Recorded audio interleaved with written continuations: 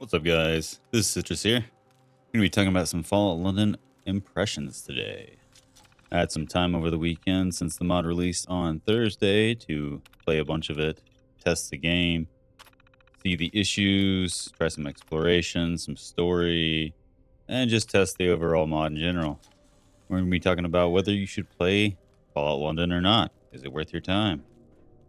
We're going to be talking about some stability, some issues the mod has, and hopefully some fixes that will ease your gameplay should you choose to try out Fallout London. We're going to be talking about some story and our exploration, the difficulty of the mod, the voice acting quality, and just my overall thoughts.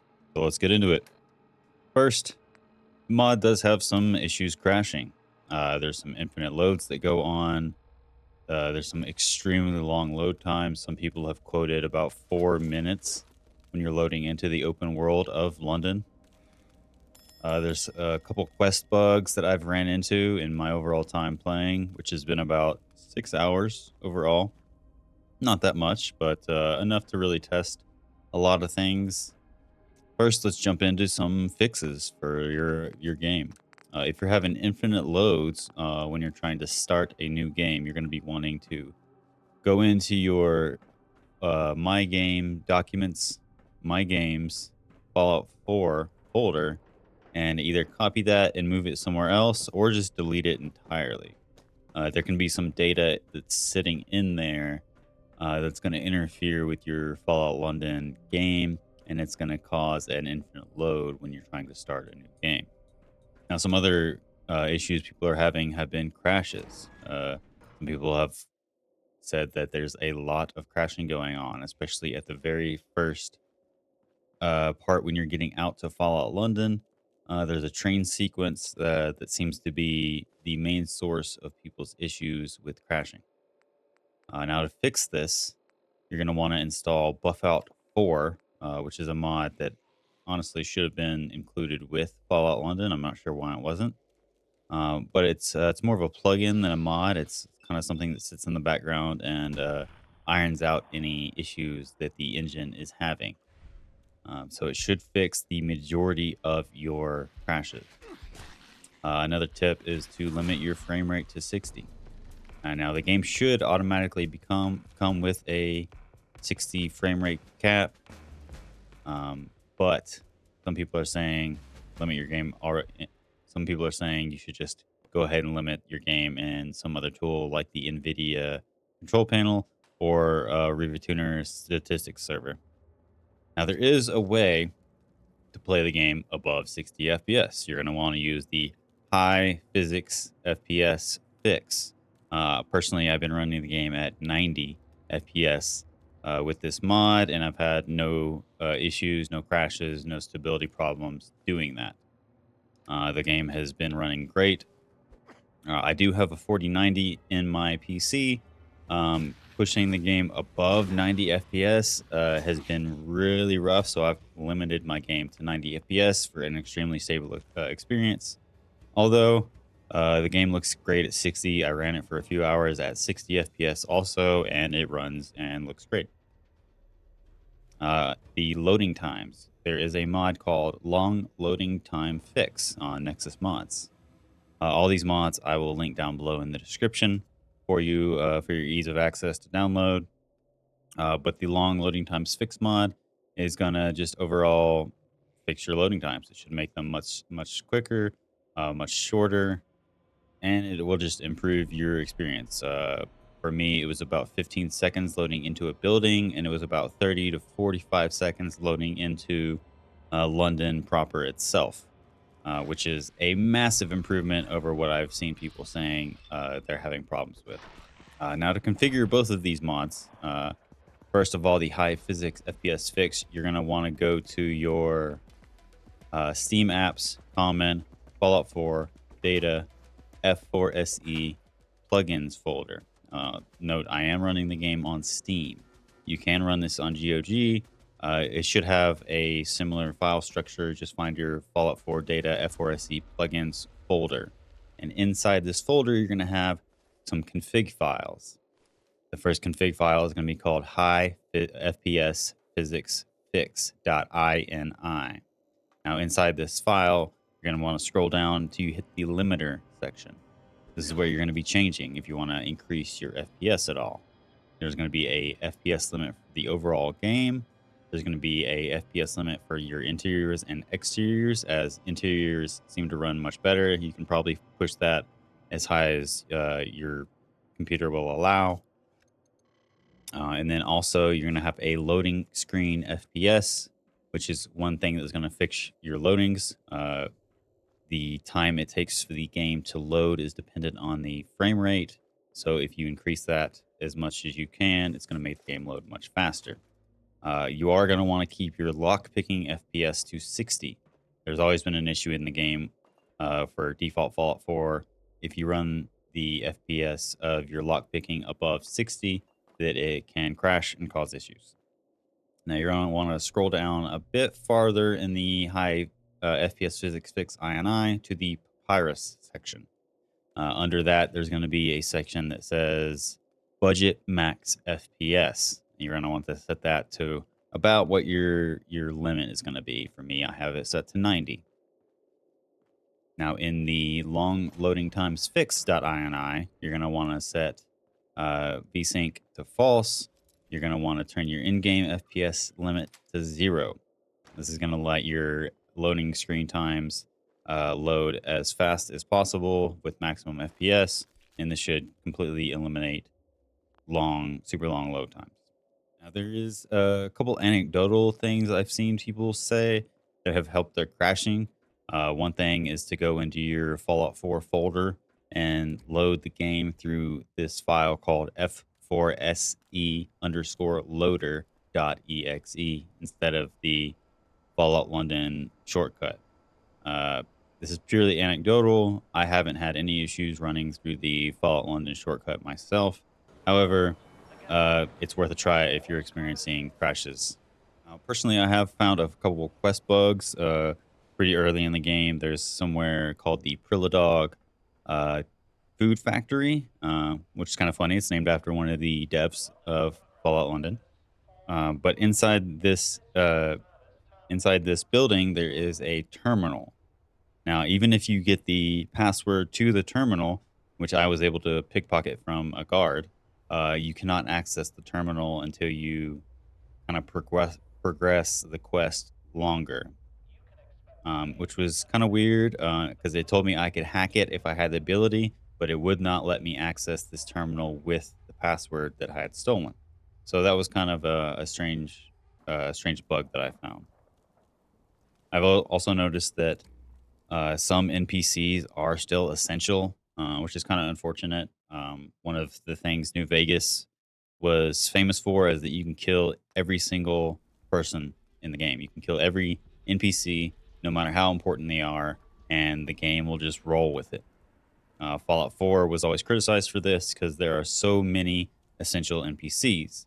All of the people you rescued from the Concord station, uh, uh, Preston Garvey, Mama Murphy, they're all essential. You cannot kill them. And it's just kind of annoying. You like to have your freedom in these games. And it seems Fallout London is still the same way. I can't fault them for this. It is a mod. It would be very hard to code being able to kill all of the NPCs in the game, and then the storyline just can't progress. So it's disappointing, but I understand. Now let's talk about some story and exploration. So far, like I said, I'm only 6 hours in, but I've had an amazing time with this mod. I've been famously negative towards the way that they've handled their communications and the release of this mod. If you followed my channel, and well, I like I said in several of those videos, I want to love this mod. I will praise them if the mod is good, and the mod is absolutely amazing. The story and exploration is so much better. So far, I'm honestly liking this more than Fallout 4. I'm having an amazing time just wandering around London. As an American, I don't know anything about the UK and London, so this is an extremely fun experience to kind of learn, explore, see all the culture and just the way things are over in London. The buildings are amazing. There's tons of them that you can go inside. Lots of side stories, terminals. Everything seems to be very accurate to the London culture. As the mod seems to be based between the stories of Fallout 1 and 2. So this is a bit of an older story, or an older setting rather for Fallout.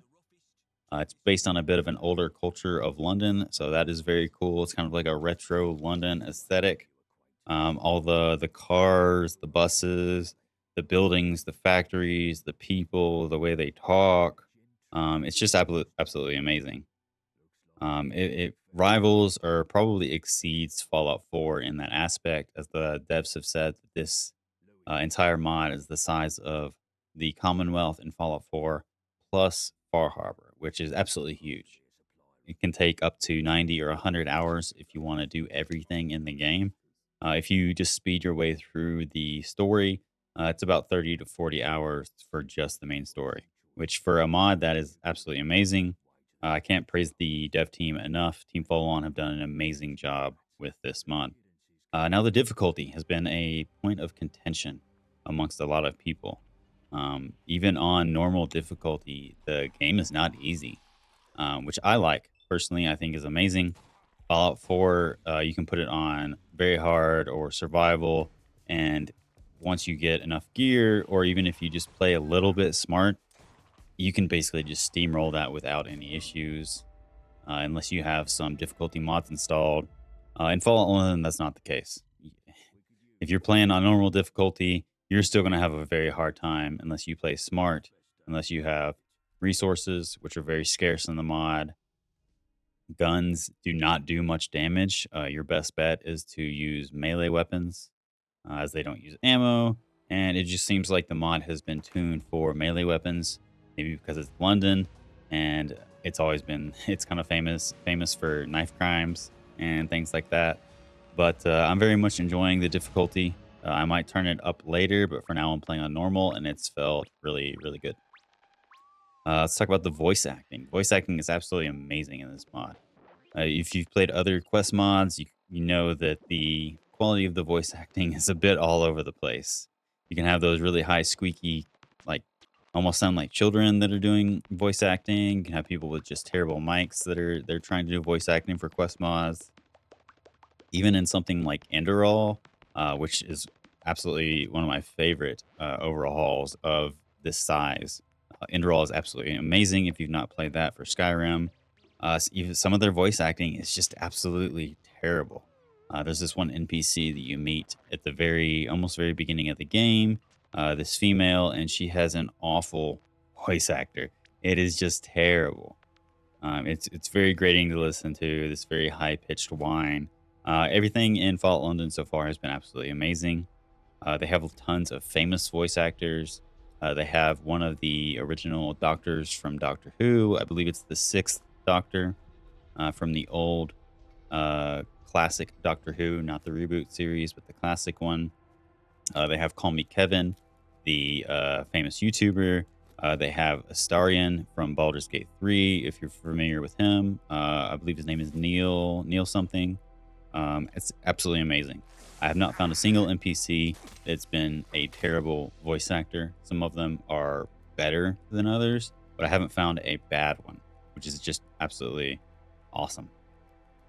The game has just been a delight to play. I can't wait to keep playing it. I almost didn't even want to make this video because I just want to keep playing the game. It's just, it's really fucking fun. I've had so much fun just exploring London, doing the quests, which have all been really good. The Prilodog food factory quest gives you several options of how you want to do it, and even then, there's some secrets that you can cover inside the Prilodog food factory, which was very cool. It's very well written. All the environments look absolutely amazing, highly detailed. I'm absolutely blown away. This looks and feels like an official Fallout game, except better, because we all know the quality that Bethesda puts out these days is absolute shit. Just look at how Starfield ended up. I think that you should absolutely play this game if you can get it to work. The only problem that I have and others have having is a few crashes. Some people more than others. Some people are really frustrated because they're having a lot of crashes. Um, so hopefully Team Folon can fix this and make the game a bit more stable as time goes on. I've had very little issues, but I am very familiar with Fallout modding, even though I have several extra mods installed even on top of Fallout London. I have some UI mods, I have some high texture mods, I have some just animation mods for using stim packs that make them look real. Yeah, and even still, my game runs absolutely smooth, perfect. Very few crashes. In the 6 hours that I have put in, I've had about 2 crashes, which has been insane considering what some people have been having. So you should absolutely play this mod. I'm hopefully gonna have a full review when I finish the game. But until then, enjoy Fallout London. This is Citrus out.